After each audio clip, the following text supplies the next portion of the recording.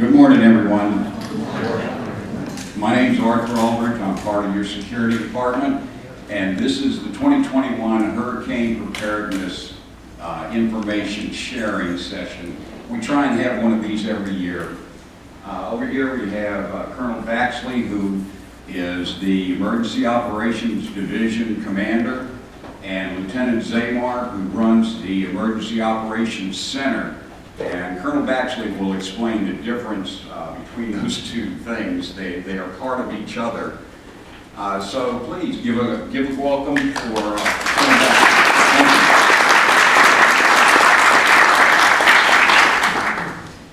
Okay, Holly, where do I need to be? You're good. I'm good? All right. We're doing this, I guess, Zoom for all the folks that were out playing golf today, like those couple right there. They said, you folks can come sit in here and do, all right, where are we at? They give me a microphone and I'm tempted to break out in song. I'm not going to do that for you, but I'm tempted to. So anyway, we're doing this with Zoom, and I like to move around, and they said, we kind of want you to stand behind the podium. Well, I've been a Southern Baptist my entire life. That makes me feel like a Southern Baptist minister, and that would be a whole different world for you. All right, so we're not going to do that.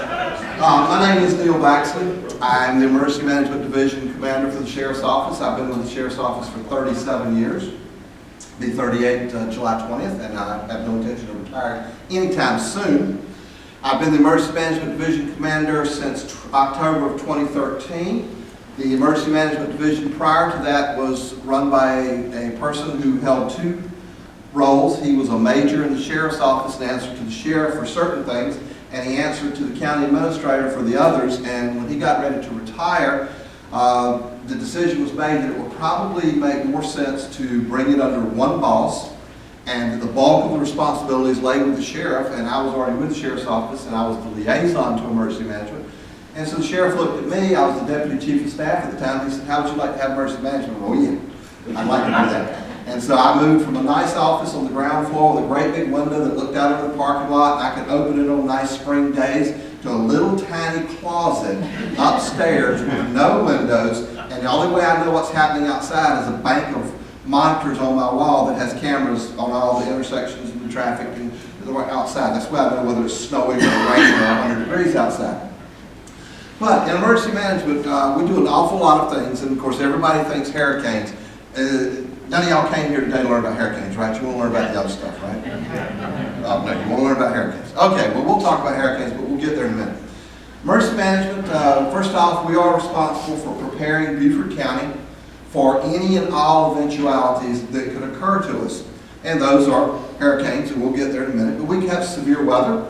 We had some pretty interesting severe weather Saturday afternoon as a cold front pushed through and brought some severe thunderstorms. We had over 15 trees down in roadways in a matter of about 60 minutes. And we had to respond to all that and get them open. We had flooding in a number of low-lying areas, what we call the usual suspects. We know that when we get 2 inches of rain in less than an hour, these areas are going to flood. And we deal with that. We prepare for it. We've got a lot of other things that we will do to respond to that. So we prepare for severe weather. We also put out announcements. If you follow us on Nixle or the Sheriff's Office on Facebook, you will see the announcements come out if there's a severe weather warning that originates from the National Weather Service Forecast Office in Charleston. You will get that information. So we are also notifying you. Emergency management runs the 911 center. So if you dial 911, it's coming into the same building I'm in, literally right next door from my office. We answer, we have 13 positions in the center. We have 48 full-time staff members. We're currently down 4. If anybody wants to be a 911 dispatcher, we will take your application. Be glad to. We dispatch for 7 fire departments. We dispatch for county EMS. We dispatch for 3 municipal police departments. And we dispatch for the Sheriff's Office. Each year we'll answer over 1 million phone calls in the center.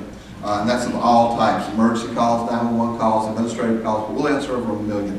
We're rocking and rolling in there all the time. The Sheriff's Office averages, over the last 5 years, we're averaging about 310,000 calls for service per year, just in the Sheriff's Office. EMS is running somewhere in the 40,000 range, and the fire departments are running about the same, cumulative, about 40,000. So we're very, very busy, but that's part of my responsibility, and that's Adam's direct responsibility is the dispatch center on a daily basis. And he's got, like, say, 4 teams, 48 people divided up into that. We run the Traffic Management Center. We have 78 traffic cameras scattered across the county. Every major intersection is under camera. And we monitor that 364 days a year. We do close down on Christmas Day. But other than that, we're open, and we're open pretty much the daylight hours. We open at 6 a.m. in the morning to catch the rush hour traffic in the mornings, and we close about 7 p.m. at night to catch the evening rush hour going home. The cameras do not record, but what we're doing is we have a person in there monitoring, and we have a crew that's out servicing them and cutting grass and maintaining this sort of thing. And we're watching for accidents, we're watching for vehicles that are broken down in the roadway, debris in the roadway, anything unusual. If law enforcement does a traffic stop and it's within range of the camera, we'll put the camera on it. And whatever the camera is seeing, we can feed into the dispatch center so that the 911 operators can see what they're hearing on the radio.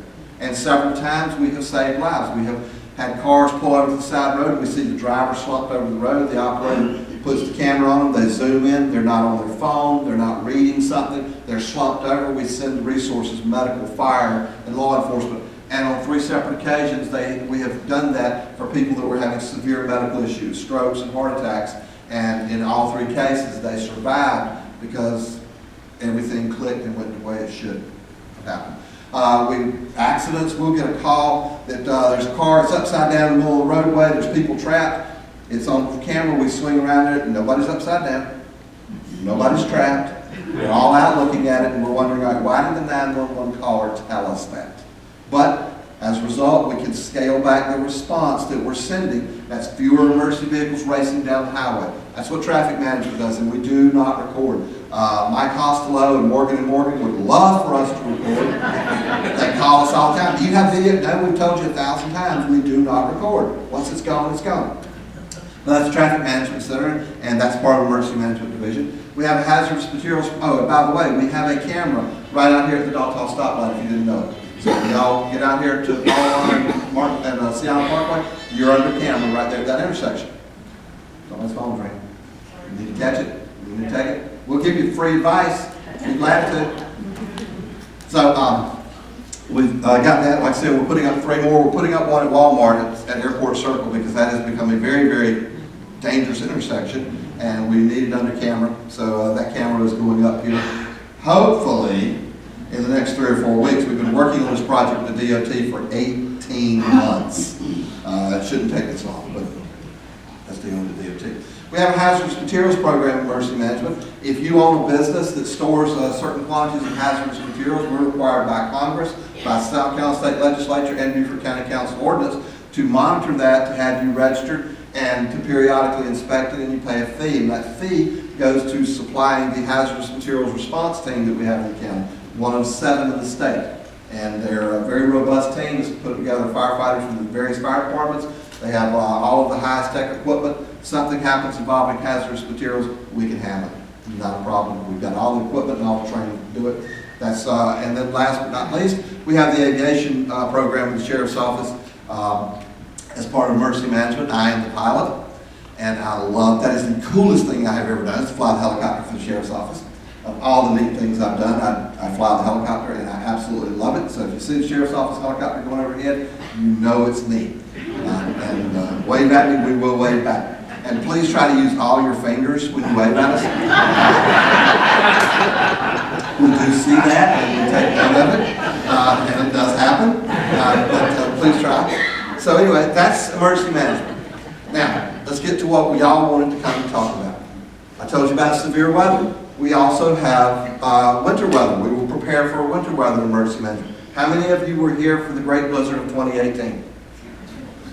A few hands. I was told all of y'all were new, that everybody was here 6 months. But a few of you were here for the Great Blizzard of 2018. If you don't know about it, we were slammed the Monday after New Year's. I think it was January the 4th that year. We got 4 inches of snow. How many of you from somewhere north of Richmond, Virginia? Okay, 4 inches of snow is nothing, right? Nah, I'm from New Hampshire. By golly, we get 12 feet every Sunday afternoon. We can have it. Yeah, sure. Up in New Hampshire, you're not a bunch of islands connected by a bunch of bridges, that ice over very quickly. And before we got the 4 inches of snow, we got 1/2 inch of ice. It took about 40 minutes for it to get on the roads. National Weather Service forecast it was going to begin at 7:30 on that morning, and it started at 7:33. They nailed it. And we had 1/2 inch of ice on all of our roadways. And then the snow fell on top of that, and the temperature was only about 15, so it wasn't melting. And I don't care if you are from New Hampshire, and I don't care if you do get 12 feet of snow every Sunday afternoon. You're not driving up the McTier Bridge into Port Royal on 1/2 inch of ice. You're going to do what everybody else that was from New Hampshire that tried to do it that day. Back down to the bottom again. I tell you. So it paralyzed us for about 4 days until it warmed up enough for it to melt. And we had some power outages, that sort of thing, because that's what's going to happen. Our infrastructure is not built for winter weather.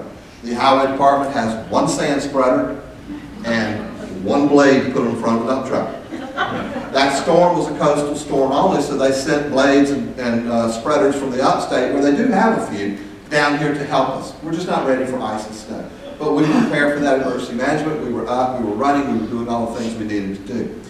We've got tornadoes. On occasion, we do have tornadoes come to Beaufort County. They usually come in the spring. The ones in later summer will be connected with a tropical storm that makes its landfall somewhere along the Gulf Coast and travels inland across Georgia, across Alabama, across Georgia, and into South Carolina, and we're on the right-hand side of that storm, and that will spawn tornadoes. The last fatal tornado we had was in 1997. It struck out here on St. Helena about 6 miles this way from where we're at, and it killed one person in a mobile home, of course. Mobile homes and tornadoes go together. But did travel across the tip of St. Helena and killed one person. That was our last fatal. We've had several since then, but they were not fatals. In fact, very few injuries since then. We've been very fortunate. But we do have tornadoes.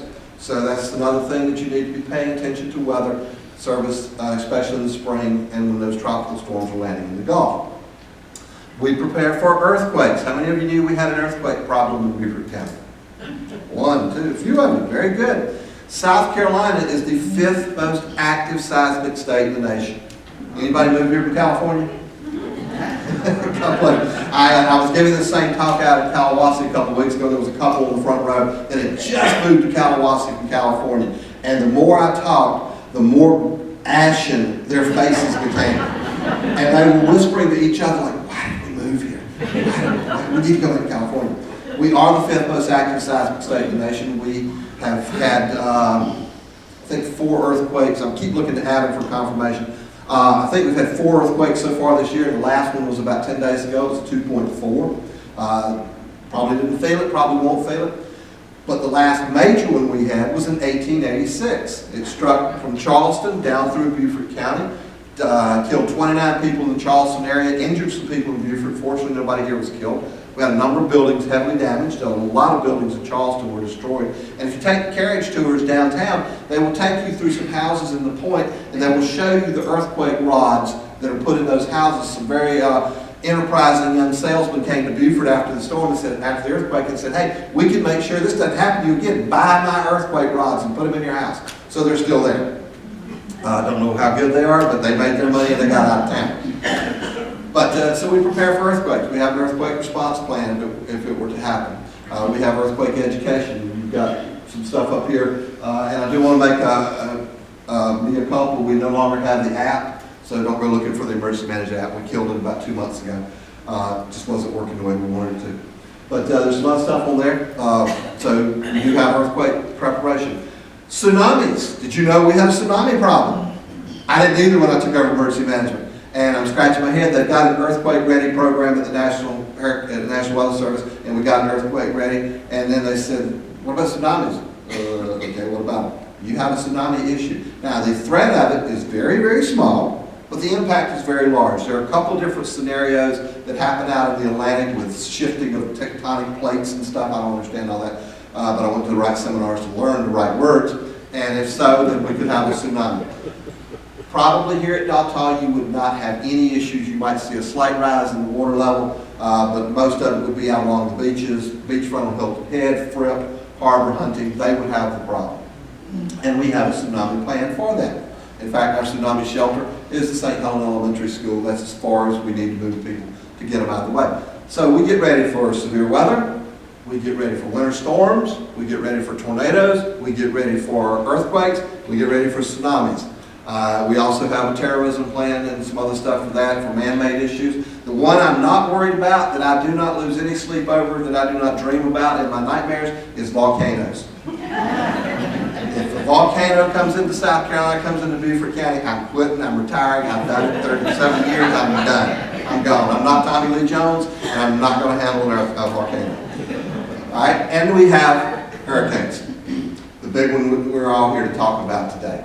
The fact we are now in hurricane season, it begins on June 1, and that's just a date on the calendar, folks. We had a named storm in May each of the last 6 years. It did not come to Beaufort County, but we had one in the Atlantic. We've already had Anna this year. How many of you have met Bill? Named this morning at the 8 a.m. update. It's the low pressure system that brought us all the rain and thunderstorms Saturday afternoon, pushed off the coast, got into the right environmental conditions, and became named as Tropical Storm Bill this morning, and it's headed off to Newfoundland. Any of y'all from Newfoundland?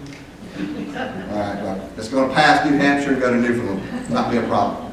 So that's 2 this year already. So we're already on track for an active season. Now, active to me means it made landfall in Beaufort County. Other than that, I could care less if we have 2 or 20. But I'm prepared for them. Our staff is ready for them. Our plans are ready for them. And now we want you to be ready for them.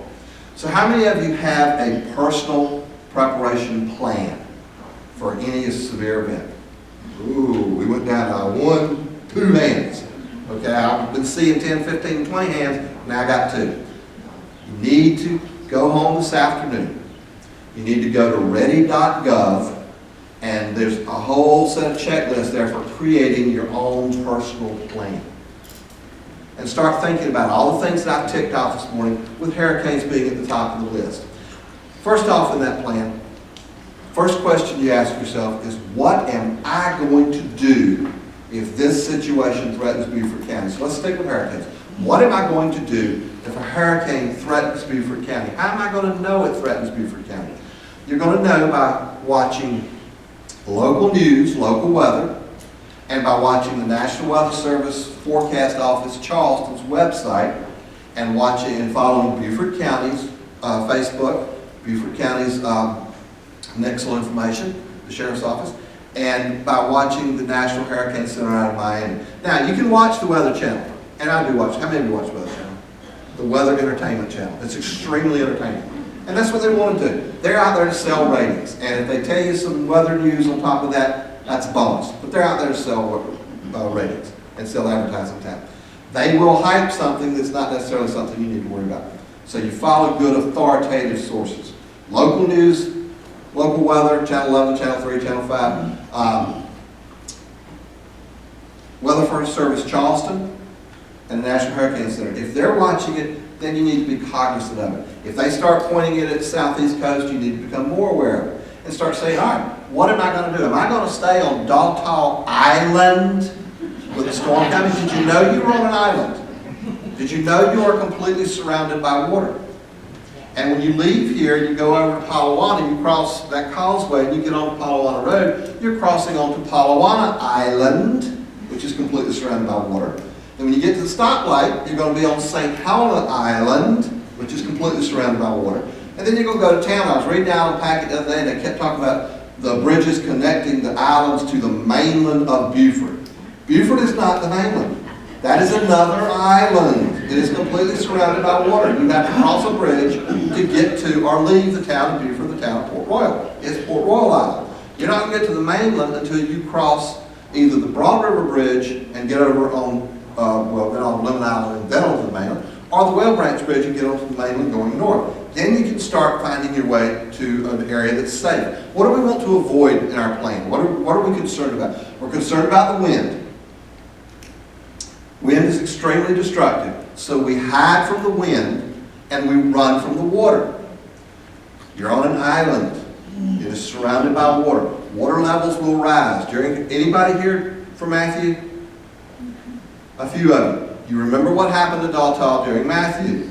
You had some pretty significant water rise on the northern end of the island. Your marina took a whale of a beating.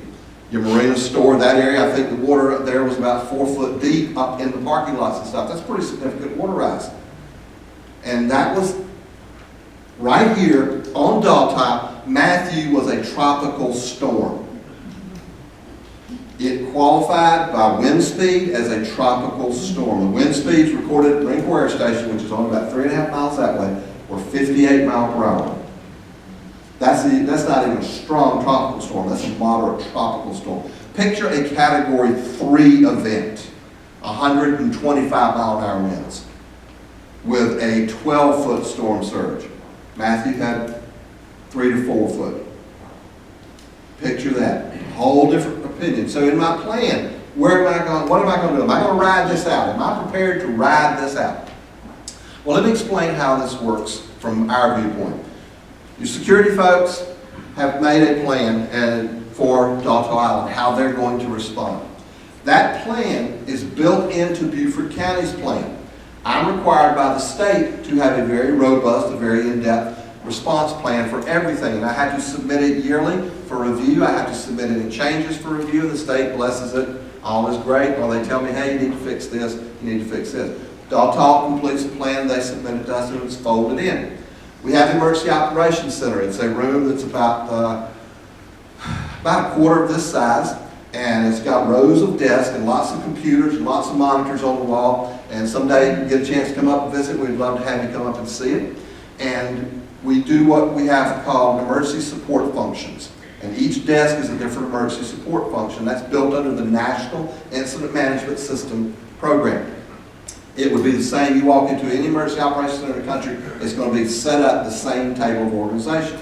ESFs represent law enforcement, they represent fire, they represent public works, transportation, human services, health and human services, the Red Cross. All of these folks are represented at the various ESF desks, and they each have a job to do. In a separate room from that, we call it the Situation Room. That's where the policy group meets. The policy group consists of the sheriff, the chairman of county council, the county administrator, the mayors of each of the municipalities, and a representative of the command of the military bases. And they come together, and I coordinate that group.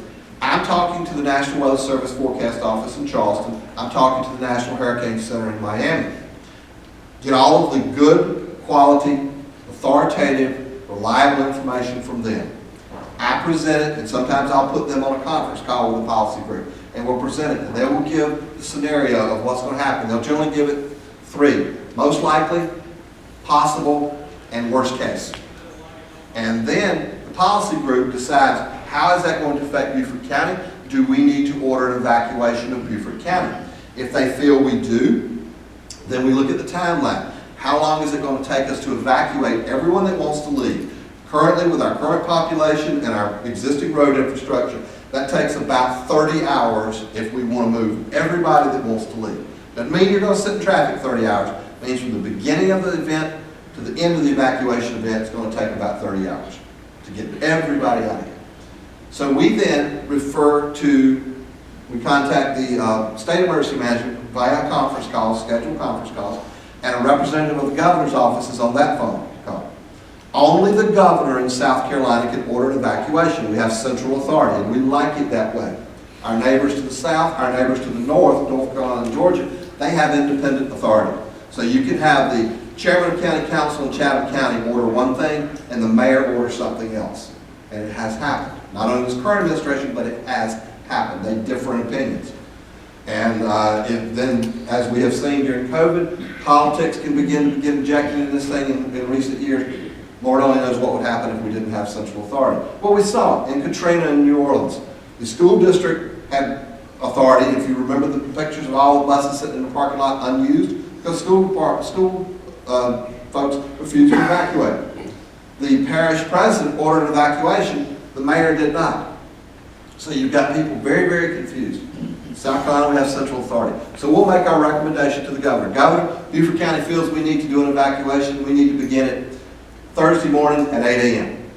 The governor will take that under advisement. He'll listen to Charleston County. He'll listen to Horry County, the 3 biggies along the coast, and he'll roll it all together. He'll talk to the Weather Service. He has a representative from National Weather Service Columbia sitting right by him, and he will be giving him the weather information.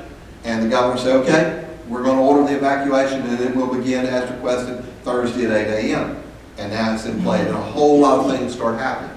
We will notify your security. All right, we've got an evacuation. You'll know it too. It's not going to be a secret. You'll know it also. And we'll notify them. It's going to start happening. And they're going to start encouraging you to evacuate. And they're going to keep track of it.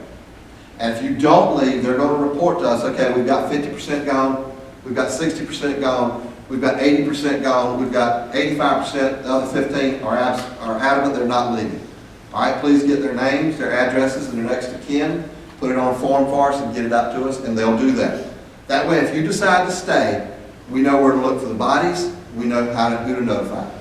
Because if this storm comes in here at a Category 3, chances are you're going to get hurt. We got a lot of beautiful trees here. We love our trees. They start coming down. If you're in your home and a tree comes down through your home and lands on you and breaks your leg, how many doctors do I have in the room? How many registered nurses do I have in the room? I got 1, 2, 3. All right. If y'all stay, you're going to be very, very busy. Okay? Are you prepared to set the broken leg of your neighbor after you cut your chainsaw and cut your way to your neighbor? Well, wait a minute. I thought the fire department would come do that for me. The fire station's right up the road. It's on an island, folks. They're gone. When the wind speeds hit 39 miles per hour, tropical storm force winds, as officially reported at the official sites, they go to shelter. Depending on the severity of the storm, they may stay at the Palawana station. Most likely they're coming out of it, and they're coalescing at the Beaufort High School, and they'll stay there until the wind speeds drop back down below 39. So if they get up to 130 mile an hour, they're not even at Beaufort High School. We've moved further in. We're protecting our resources so that they're available after the event. Same thing with law enforcement, same thing with the EMS units. There will be a point in the storm where you will not have any help coming to you. So we've got this list of 15% of the population that were diehards and they were not leaving. And now they've got trees coming down, they've got water coming up, water's coming up to their house. And guess what's just ahead of that rising water? Alligators. How many of you got a pet alligator? One hand. Look at that. I got one hand. I don't, you hear that? He's over here, got a pet alligator. He feeds it. He takes care of it. You'll take care of that, right? Okay. So I'm not going to identify him. I know where he's at, but I'm not going to identify him. So they're coming into your house because they're looking to get out of the way of the storm too. They've got their own evacuation plan, and it involves somewhere dry. And that's your house. You stuck around, so now you've got 200 of your favorite critter friends joining you in your house. And we're not going to help you until the storm's over. And you're calling 911, I need help. We're going to put it on the list. Okay, what's your address at? I'm at 1611 Dalton Island East. Okay, fine. We'll be there when we can get there. It may be 24, 36 hours. During Matthew, we had homes that people stayed, and remember, this was a tropical storm, and it took us 16 hours to get to them because of the flooding, because of the trees down, because of the power lines down across the road. We have to check each power line to see if it's energized or not. If it's energized, we have to wait until the power company de-energizes it before we can move on. Then we've got to cut a tree, or maybe 100 trees. And then we get to 4 feet of standing water, and we can't negotiate it. We don't have, the vehicles can't go through it because we don't know what's underneath it. We don't know if the road has collapsed underneath it like happened at Harbor Island at the bridge. So we have to wait until we can verify that the road is solid enough to take those heavy fire trucks and those heavy Humvees and stuff that we have across there. We're not just going charging in and bloop, and then we've lost that resource. So you're on your own. So in my plan, am I going to leave or am I going to stay? Our recommendation, our encouragement is that you leave. All right, so what am I going to take with me? In my plan, in the checklist on ready.gov, important papers, your mortgages, your insurance policies, marriage licenses, health documents, anything like that that you would have to have if you had to go do anything legal involving your life. Renew a prescription, deal with the bank, deal with the insurance people, and your house is destroyed. You can't get back to it you can't get back to the ruins for maybe a week or more. It could be much longer depending on the severity of the event. What would I have to have? So you need to pack that up with you. Medicines. When they named the storm and they put that error cone, the cone of disaster that they put on the maps, if the South Carolina coast is in that cone, you need to go refill your prescriptions, get them topped off, so that you're good to go for the next 30 days at least.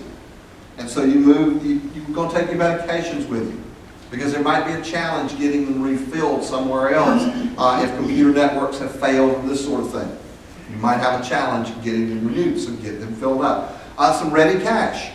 Again, if the computer networks fail because of power failures, infrastructure failures, ATM cards, debit cards, credit cards might not work, because they verify all that via computer. When you stick it in a little machine, it goes a lot of places, sometimes thousands of miles away, to verify that you've got money on that account. And if that place far away happens to be in the impacted zone, and folks, honestly, most of what you do is go route through Charleston, at least to the first stop. Charleston could be impacted. It might not be able to give you any money, even though you know good and well that you've got, oh, I expired. Sorry, folks. It might not be able to verify that you've got money in the account, and all of a sudden you're trapped. So have some ready cash with you. However, you decide how much you need. But that needs to be on your checklist. Okay, so I'm deciding on my plan that I'm going to leave when the storm threatens Beaufort County. I'm going to take my important papers with me. I'm going to take my medications with me. Spouses, are you going to take your spouse with you? Sometimes maybe not. Where am I going to go? Am I going to family? Are they out of the way? Are they in a good, safe place? Am I going to just a major city? Am I going to a hotel? If you do, I recommend Atlanta or Nashville. It's far enough away to be out of the way. There's enough there to do. There's enough hotel rooms to accommodate. There's enough restaurants. There's things to do. You go watch a Braves game and at least do something to relax while we're getting slammed with the hurricane down here. There's no sense worrying about it. There's nothing you can do about it, so you might as well go relax a little bit while you're out of town. Am I going to family? Are they ready for me? Are they ready to put up with me for a week or 10 days, or maybe longer? Am I going to see friends? Am I going to see somebody that I've reconnected with on Facebook that I haven't seen in 30 years? Am I taking my spouse with me? Got to think about it. All right? How's this going to play out then? It sounds really good right now. How's this going to play out down the road? Make the plan. When the governor orders a mandatory evacuation, we put into play our traffic plan for the entire state. And as traffic volume increases, we will restrict where you can go and how you can go. So if you know that you want to go back to New Hampshire, and I love picking on New Hampshire, I'm sorry, I've never been there in my life, but I know wonderful people, and I like from New Hampshire, so I like picking on them. But you decide you want to go to New Hampshire. Well, that means I-95 north. Our plan, once the governor orders mandatory and the volumes start to rise, is we put everything west on parallel routes to I-20 between Augusta, Georgia, the state line, and Columbia. Now, once you get I-20, you can turn and come back, go through Columbia, cross the Charleston evacuation routes, go on up across the Myrtle Beach evacuation routes, and catch I-95 north at Florence. Go add 4 or 5 hours to your trip if you wait for the mandatory order. If you leave before then, you say, you know what, we're in the error cone and it's shrinking a little bit. It looks like it's a South Carolina storm. The Weather Service out of Charleston says it's a South Carolina storm. The National Hurricane Center says it's a South Carolina storm. Neil Bates at the Sheriff's Office is doing press conferences, giving the sheriff, you're getting the word, folks, this is one we need to pay attention to, we need to be aware of it. Let's get out of here now. Let's go on, let's get on the road and head north. As long as you wait, as long as you go before the mandatory order, you go in any direction you want to. Once the mandatory order and the volume starts to rise, we're going to start locking down routes. We might not do it immediately, but we will get to a point where you're going to come up to an intersection and a law enforcement officer will say, that way. And you're going to go, no, that way. No. He's going to go, see the badge, see the gun, see the taser, you're going that way. Unless you really want to challenge him, whatever. You're going that way, so you're going to end up on I-20. And if that's not what you planned, then you got to adjust your plan. So now you're out of here, you're gone, you've got your plan, you know you've taken all your stuff with you that you're going to take that's important. You're out of here, you're going somewhere. What do I do then? Watch the weather, watch the local stuff, watch what we're pushing out across the next one. That way you'll get the local picture. The Weather Channel is going to send Jim Cantore somewhere. Cantori, and I'm going to tell you their secret. They're going to go where there's a nice hotel they can stay in, and there's a local TV station that they can tap into to get their signal back to Atlanta, to their headquarters. They will never come to Beaufort. They don't. They will go to Savannah, because there's nice hotels in Savannah, and there are TV stations they can tap into. They sign a written agreement with those stations. They will never come to Beaufort. So you're not going to get good Beaufort-oriented information from the Weather Channel. In fact, you may get bad scoop, because they did that to us in Matthew. They put out some really bad scoop, and we had no way to counter it because we had no way to reach them to say, hey, that's wrong. And the time they put it out, we had died. It was over. We had lost the information battle because by golly, Cantori said it. So they're never coming to Beaufort. So you want to watch local. You can get on the internet, you can watch Channel 11, you can watch Channel 5, Channel 3, Channel 28. You can follow us on Nixle. And one thing that we learned after Matthew is everybody's got digital cameras these days. Everybody's got one of these evil rectangles. Y'all got one? Y'all got the evil rectangles? There you go. People shaking them. Well, actually, I have two. All right? So we can take pictures. So one of the things that we're doing at Sheriff's Office, we did this in the Great Blizzard in 2018, and we did it in Irma in 2017. The guys on the road, until we pull them off, they're taking pictures. And as soon as we put them back on the road, they're taking pictures. The guys and gals on patrol, they're taking pictures. They're emailing them up to the Emergency Operations Center. We've got a person who is compiling them and pushing them out real time so that you can see, hey, up at the airport of Les Isles, you don't see the water. It's that high across Highway 21. Hurricane Matthew and Irma. We didn't have pictures of Matthew. We had pictures of Irma. It was that deep across Highway 21, all the way across. Because there's an inland creek, there's a creek right there by the airport that floods that highway. So we had real-time pictures of it. You can say, wow, I can't get back to Dalton. But somebody on Dalton stayed, and by the grace of God, there's no trees on their house, and the storm is subsiding, and they walked outside, and their yard, they've got a couple of limbs down in their yard, they're fine. Now, they're never going to take a picture of it. They're going to put it on Facebook and say, hey, Dalton's great, come home. They're not going to take the picture of the house around the corner. It's got 6 trees across it.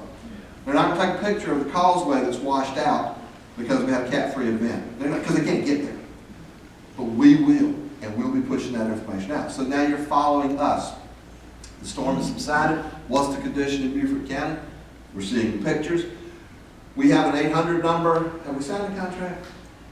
Can I call back? Yes. Okay. We had an 800 number for 12 years, and the company went out of business with it on us over the wintertime. COVID killed it, and we didn't know it. They didn't tell us. They just closed up shop. And we went to test the phone numbers in January like we do regularly. It didn't work.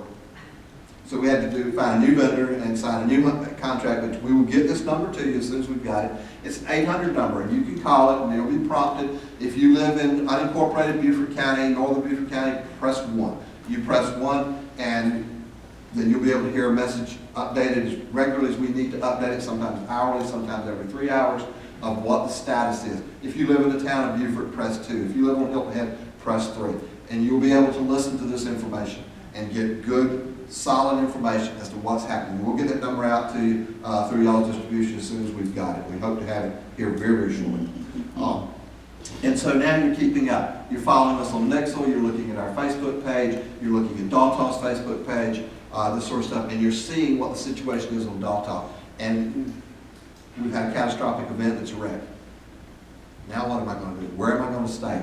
How long before? Dalton says, it may be 2 weeks, it may be 3 weeks before we let you come back. The utility companies tell me that, and they've war gamed all this out, that if we have a Category 3 wind event, remember the categories are only wind. They have nothing to do with water and storm surge. If we have a Category 3 event, it could be 30 days before power is restored to 90% of Beaufort County. Y'all are on an island, off an island, off an island. You're at the end of the line. So you could be 30 days or longer. So am I coming back? Am I prepared to come back and stay in my house? The folks at security have sent me a picture, and my house is standing and the roof is on it. So it's okay, because maybe they've had time now to go by every house and put pictures and put them up. They might have an opportunity to do that, they might not. But let's say they did. You've gotten a picture of your house. You say, wow, I can live in it. There's no power. Am I ready to come home to live with no power? Oh, that's just, I'll light some lanterns at night. Wrong answer. Because You've got a sewer lift station on the island. You've got a sewer system. No power means the lift station's not working. That means you have no sewer. It means you have no running water. Are you really ready to come back to that?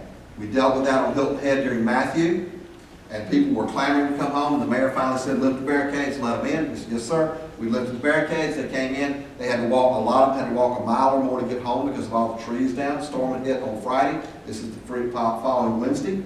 They got home after you've been in your car for 8, 10, 12 hours or longer. What's the first thing you'll do when you get home? Go to the bathroom. Lift stations didn't work. We then had a disaster within a disaster. And then they were calling 911 complaining. We told you. We told you. Don't call us and complain. Like you have a nice day. We told you. There's nothing we can do about it. We're struggling. And it was 2 or 3 more days before all that came back online. And that was a tropical storm. That was not a real hurricane. That was a tropical storm. That shows the impact of these tropical systems. You know, the Weather Channel said, oh, it's just a minimal category 1. A minimal category 1. Matthew was a tropical storm. And it did the amount of damage, something in the tune of $100 million worth of damage. Really? A minimal tropical storm. Okay, so the point is, these things can be very devastating, and you have to have a plan. Where am I going? What am I taking with me? Who am I taking with me? Am I taking my pets? What about your pets? Where are you going to take them? If you're not going to go to a hotel, I'll go to a shelter, okay? We have no shelters in Beaufort County because the Red Cross administers shelters. They have criteria, and none meet the criteria in Beaufort County. We have plenty of shelters post-storm if they survive, but nothing for the storm. The nearest shelter is in Jasper, at Jasper High School. Prior to COVID, it was on track to put about 4,700 people in. It can do 1/3 of that until we get the COVID thing totally under control. So 1/3 of 4,700, about 800, 900 people. So you're in there with 800, 900 of your closest friends. You're getting a sustainable meal twice a day. You've got a cot, and you've got about a foot on either side of the cot that belongs to you, and a foot at the end of it that belongs to you. And then your neighbor's space. No pets in that shelter. They're located in a separate shelter immediately adjacent. So you take your pet over there, and you got to take care of your pet, this sort of thing, if you go to a shelter. Once that one fills up, we open shelters in Hampton and Bamberg and Barnwell in the elementary schools, and they hold smaller and smaller populations because of the size of the buildings. So if I go into a shelter, and then what will happen is, once the event is passed, and we've got a grip on what's going on, then we'll start opening some of those other facilities for shelters. Is that where you want to stay for the next 2, 3, 4 weeks?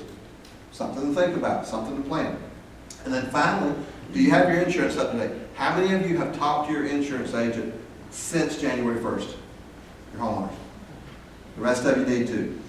You need to make sure that your policies are up to date to cover what you expect them to cover. There's a secret small print hurricane deductible in those policies. Where your normal deductible might be $2,000, the hurricane deductible might be $5,000. You need to know about that. You need to be prepared for that. Talk to your agent. Do you have sufficient policy to rebuild your home today? Lumber prices as of COVID have skyrocketed. A 2x4 that 18 months ago would have cost you $6 is now $18. A sheet of plywood is over $50. Construction costs are through the roof, and we don't see them coming down anytime soon. So the insurance policy I got a year ago might not rebuild the 70% of my home. What's the 30% you don't want to rebuild? Is it the roof? Is it the bedroom? Is it the bathroom? Is it the kitchen? What do you not want to rebuild unless you update your policies? And I will tell you that no policy, no new policy, no amendments are valid within 30 days of a named storm. So Bill was named this morning. If it were to turn around and come back towards the coast, anything later than May 15th would not be valid. It'd have to be something you did prior to May 15th. So you need to get with your insurance agents and talk with them about this. Make sure you understand what your policies tell you. And then the final decision is, you come back, we've let you into Beaufort County, Daughtah has let you on. And just because we open Beaufort County does not mean Daughtah it will be open. That is an individual choice by the general manager and the security folks. Are we ready to open? Are we prepared to open? Are we safe to open? Not fully restored, just safe. You know, do we have power lines out in the middle of the road? Can you drive down at least the middle of the road? Can we get an ambulance in here if somebody gets hurt? Then you come back, am I going to rebuild? Am I going to stay on Daughtah? or am I gonna give up and move? Most folks say, man, we moved here for a reason, we're gonna rebuild if this happens. Some folks say, you know what, I'm done and go somewhere else. When you find a place that doesn't have any threats, let me know. California's got earthquakes, the Midwest has got the tornadoes. I've got a friend who lives in Oklahoma. He has a nice house and he has a bomb shelter in the backyard for tornadoes. I'd rather deal with a hurricane than a tornado any day. And up north, the northern tier of the country has the winter weather that is devastating. Of course, Texas had it this past year in a whole unexpected thing. So what am I going to do? Where am I going to go? What am I going to do about coming back? How am I prepared for it? That is your plan. Once you've inked out all of that and you understand it, then share it with your family members. The ones that live with you and the ones that care about you. The ones that live in another state that are watching the Weather Channel and they're seeing Cantori. He's out on the beach and the wind is terrible and the water is in my face. Oh my God, that's terrible. And of course the guy walking behind him doing nothing. You saw it, right? Right? And the guy behind him. All right? So they're watching that and they're scared to death for you. Let them know where you're evacuating to, when you're leaving, what time you expect to be there. Then when you get there, let them know, hey, we made it, we're okay. Because that puts them at ease. Because here's what happened. They call my 911 center worried about you. There are 200,000 people live in this county. There's probably half that many more that own property in this county. During Matthew, we got calls from as far away as Japan and Germany. Why? Because we've got military bases there with folks with ties to Beaufort County. They're calling my dispatch center saying, hey, I haven't heard from Neil. I need to know, is he okay? He lives at 1612 Dalton East. Can you check on him? I'm sorry, we can't. We don't have time. We've got 1,000 things going on ourselves. Did he not leave a contact number? No, he didn't. I can't get a hold of him. I'm sorry, we'll try. We'll take your name and number, but we make no promises. And that happens to us constantly. So put those folks' minds at ease so they don't have to add to the chaos of my dispatch center. Right, so where are we going to go? We're going to have a plan. Where are we going to go? What are we going to take with us? How long are we going to stay? Are we prepared for cash and pets and medicines and all these sort of things? Is my insurance up to date?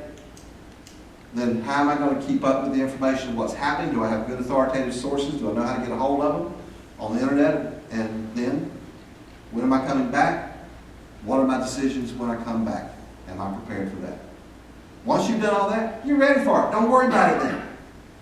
If it happens, it happens. If it doesn't, we've had another wonderful summer. We've enjoyed it because this is why we moved here to start with. And we rock on. And then we prepare for next year. I was a Marine recruit at Paris Island when Hurricane David hit in '79. That was my introduction to hurricanes in the low country. It was a lot of fun. And then '89 we had Hugo. It brushed by us, did some damage out here on the barrier islands, not much inland at all. Went to Charleston. '99 we had Floyd, same thing. It brushed by us and went to Charleston and Myrtle Beach. And then we went from '99 to 2016 when we had Matthew. Doesn't happen every year. And then 16, 17, 18, and 19 it happened.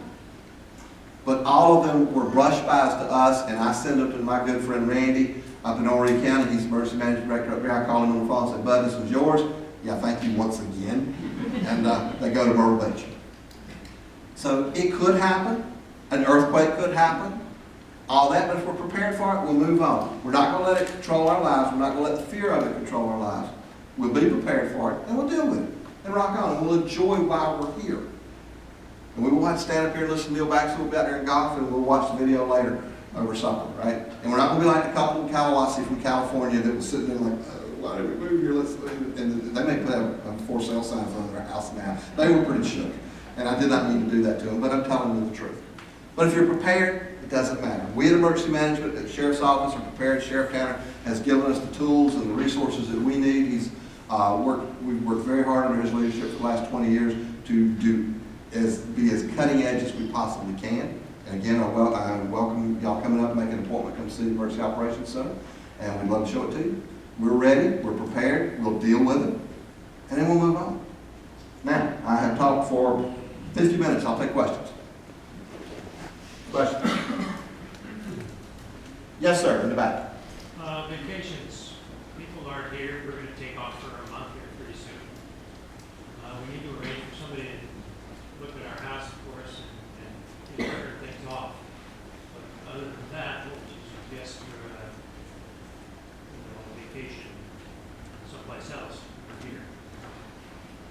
suggest where to go?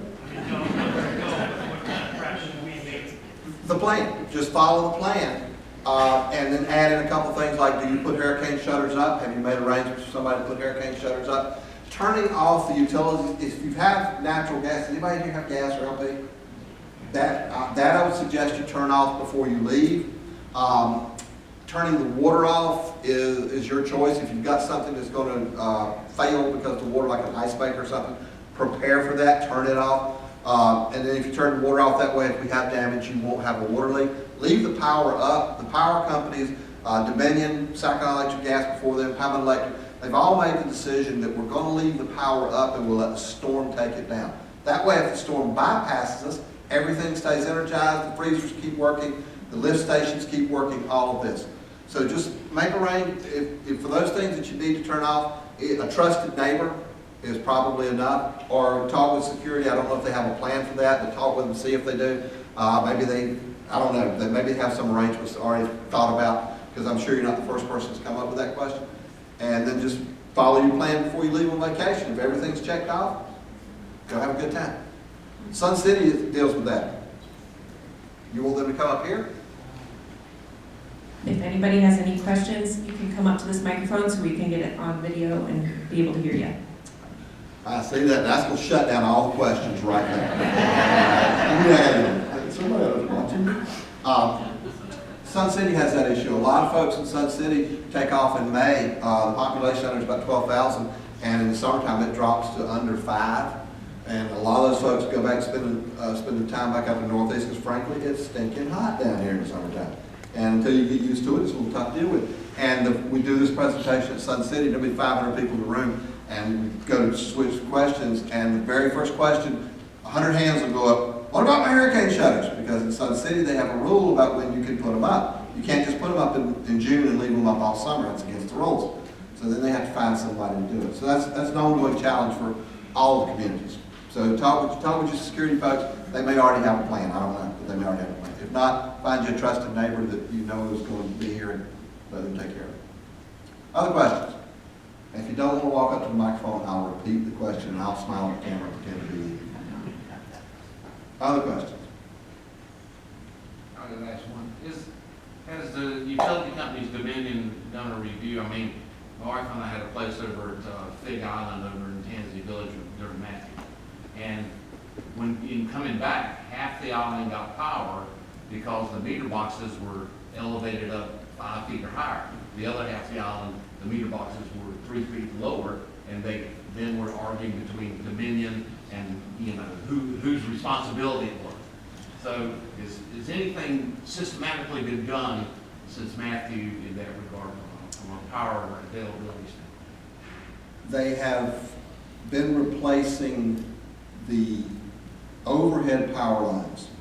There's a major construction project going on Highway 21 in the northern part of county, and they're putting up 150-foot tall steel towers, replacing the 60-foot tall creosote posts, so that will harden the system to get power into the county. Individually, like the meter boxes and stuff, you'd have to talk to Dominion, and then that becomes an issue. Does that meter box, the location belong to the homeowner, or does it belong to Dominion? The meter itself belongs to Dominion, but does the box? And then code, we get into a situation with code. Codes have been updated. Tansy's been there a long time. And a lot of those stuff were built under older codes. New codes requires this. Older codes. Recording in progress. Lost for a second. Yeah, okay, that's fine. Then it becomes the homeowner responsibility to come up to current code. And generally that's an expense. Homeowners don't want to do it. So that's probably lying exactly where it lay in 2016. But the overall infrastructure, yes, they're working much more diligently to harden the overall infrastructure. Other questions? Come on, recording's in progress. Let's ask some. Where are we going for lunch? Okay. All right. Not hearing any more, Chief, I'm going to turn it back over to you. Thank you so much. As usual, splendid job. I kind of like things put in a nutshell for me, and the takeaway from everything that he just said to you is There is no upside to staying through a hurricane. There's nothing to be gained. And that's not saying that you don't have a valid reason for staying. That's with you, whatever choice you make. But there is absolutely no upside to staying. The other thing is there are two valid sources of information. BCSO and Dautaw Island. Messages will come from TED and from the Emergency Operations Division through a variety of media opportunities. But anything you get from social media, anything you get from the television, it's a very strong possibility it's going to be wrong. And it definitely will not be Beaufort County or Dautaw Island specific. So check those two sources and rely on them, because as Colonel Baxley said, you may show up at the entrance to Dautaw and we're not ready to have you come back. And that's it. That's as far as you go. Laura doesn't know that she's going to do this yet, but I wanted her to show you the website that they put together in the communications department so that you could log in without having to remember your username and password when you're on the road. I forgot, I've got pamphlets over here, I forgot to say it. Please come grab some before you leave. Okay. Yes, we have some at the bar door as well. Great, thank you, gentlemen, both. That was super informative. My part's going to be about 2 minutes. I'm just going to point out resources and encourage you all to go through them at your own leisure. The first one is in the Dautaw member login side of the website. If you navigate to resources and security, one of your options here is hurricane information. That is the page we are looking at here. The first thing here at the top in red is probably one of the most important when it comes to an evacuation. The rest of this is information you should probably have reviewed prior to. This is the hurricane evacuation intention form. The hurricane evacuation intention form is going to tell us the exact information that they referred to a little earlier, which is, are you leaving? What is your contact information? And most importantly, if you do not plan to evacuate, your emergency contact or next of kin or off-island contacts. Doing this form online saves our security team a lot of time at the gate and during the evacuation process. So we appreciate making this commitment in advance. And we will send that link out. If there is a storm approaching, you'll receive emails from the general manager, from security, and some of them will be things like, don't forget to fill out the hurricane evacuation form, and here's the link to it. You'll also find on the webpage things like evacuation maps, links to flood zones, and some quick checklists, what to do inside the home, outside of the home, warning actions, contact information for security, sheriff's department, and Beaufort County, law enforcement, fire departments, etc. And then as well for your edification, because it's very intriguing, is what the different OPCON levels really mean, what these winds will bring, what the expected storm surge could be. Separate from this page, and we built an independent website that does not require login. This page is very useful if you're traveling. Recommend that you bookmark it before you go, because you don't have to worry about, well, what was my username and password? That's saved on my desktop computer, but now I'm on my iPad or my phone and I don't know that login. That's what this site is for. BeaufortSCnews.com. We learned some fantastic updates today that we'll be making here this week, such as this 1-800 number I understand is maybe changing.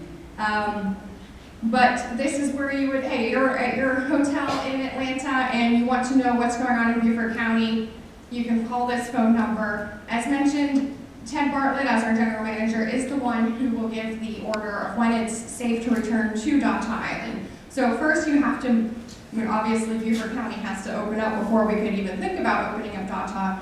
We do try to have teams on the street as quickly as possible, doing any kind of damage evaluation, doing the first push, which means removing trees from the road so that we have that safe path for emergency vehicles. Those emails are actually also posted here on the website.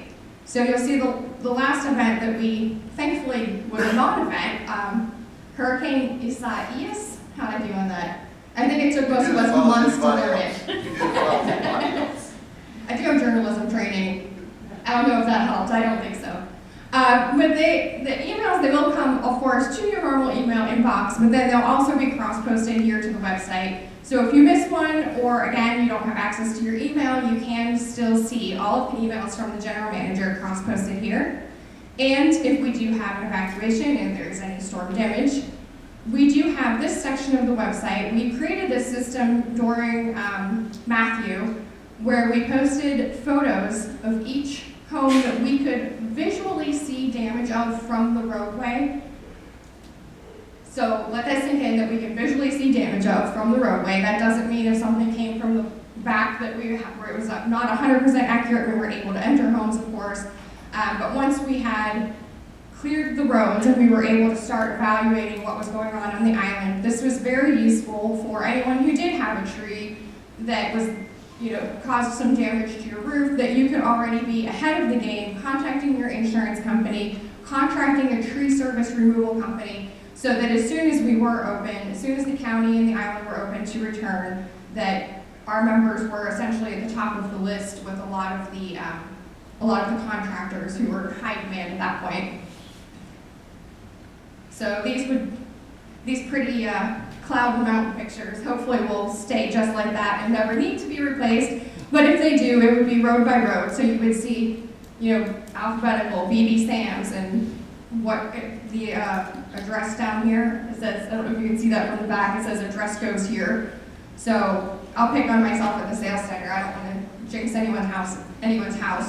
So the sales center, we're 121 Taw Drive. So if there was a tree down in the front of our house that was, leaning into the building, there may be a picture here, 121 Taw Drive. If there's no picture, that means we did not see any visual damage. So that's a good thing that if your house doesn't appear on this list. The last couple of things I'll point out on here are on the homepage of BufordSCnews.com. We do try to update these as the different organizations update them, the evacuation maps.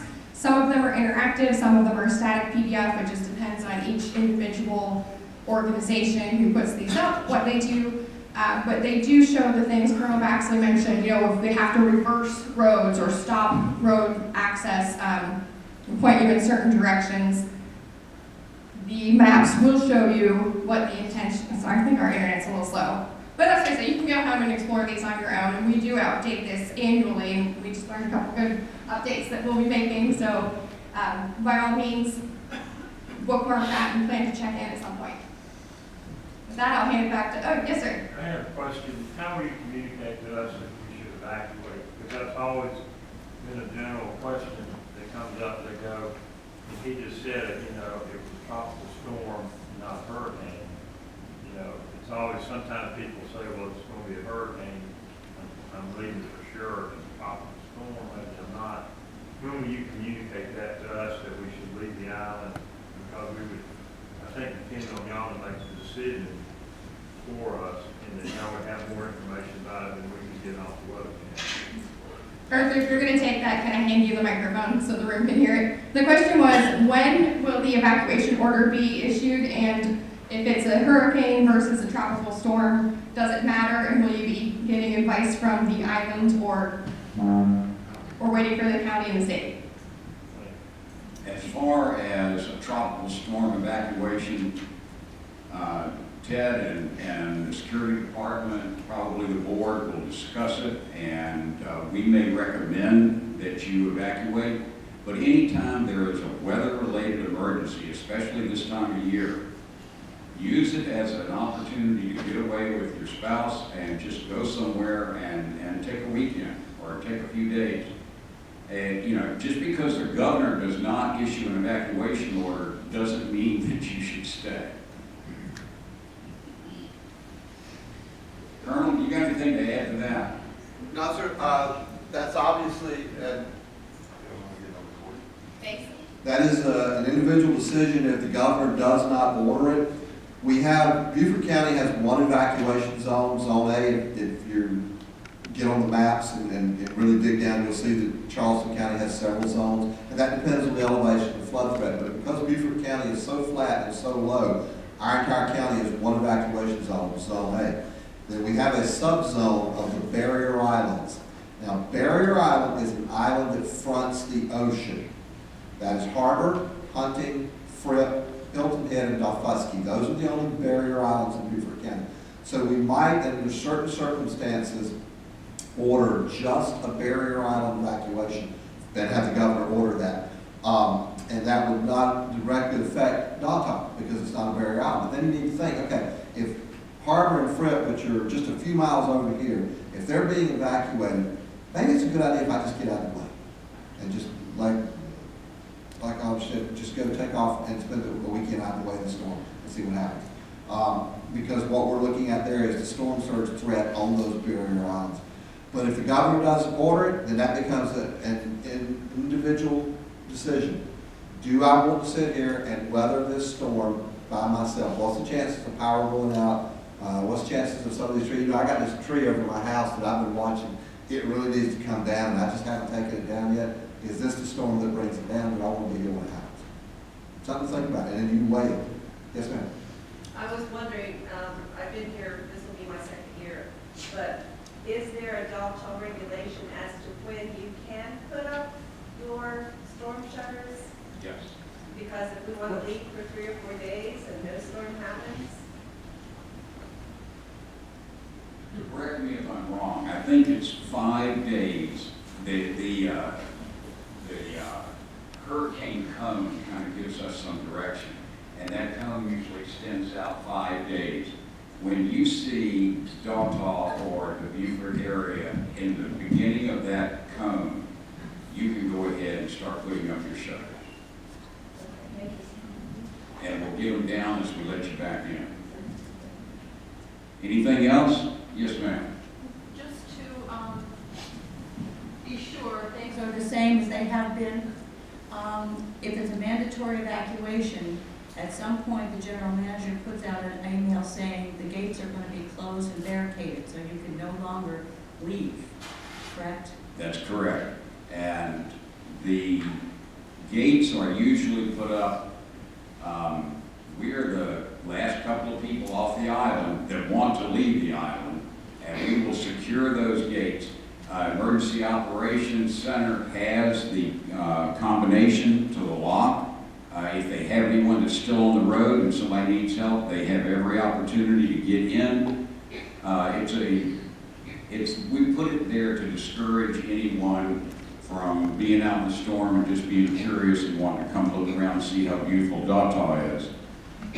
But you are essentially here. Now, when we did this for Matthew, there were probably questions just like you have rolling around in your head right now about how long am I going to be locked in here. We didn't have a yardstick to measure that by because Matthew was the first time for all of us.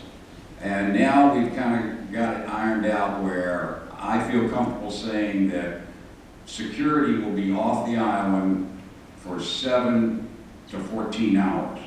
So don't get that feeling that you are locked in here, helpless, forever and ever.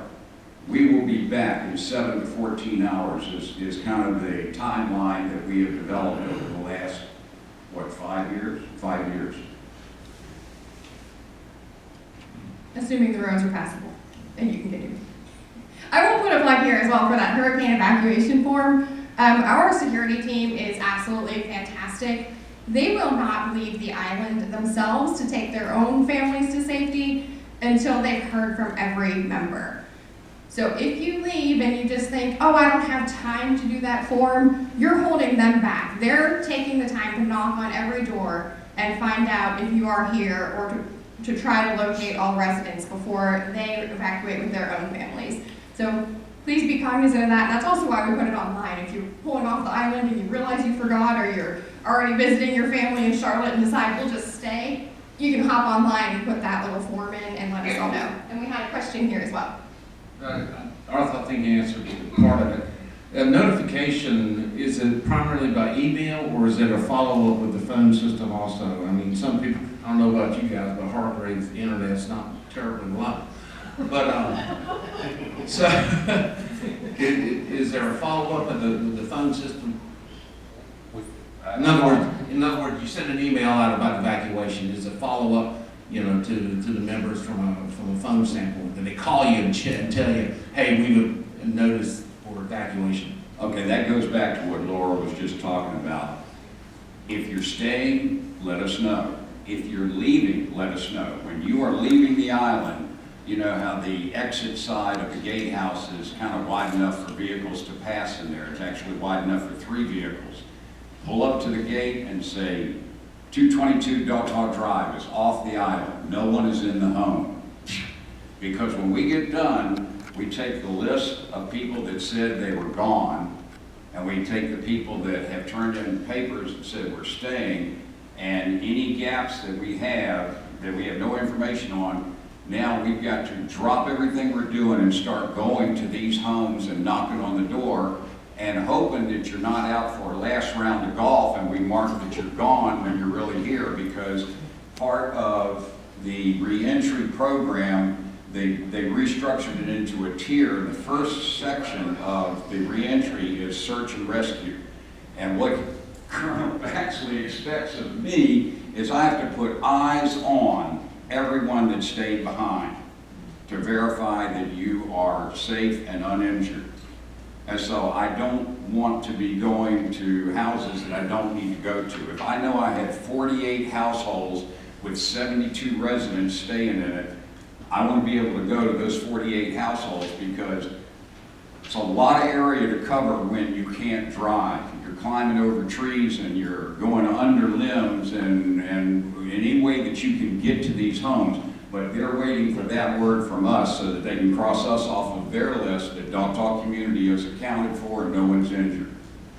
So that you will get multiple follow-ups from Laura and Ted.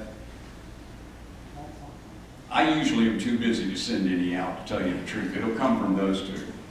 And then I think the other part of that is prior to leaving, when there's evacuation being announced, you will know. It is primarily by email, but there will be a series of emails, and Ted will start, when we're in the cone of uncertainty, we'll start our first round hurricane preparations. So unlike something like a tornado, like Colonel Maxley mentioned, you know, a hurricane, you see it coming and you can plan.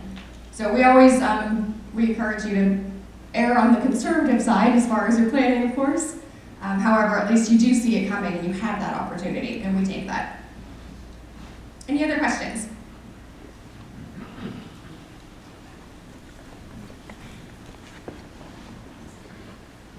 How did you get out of this?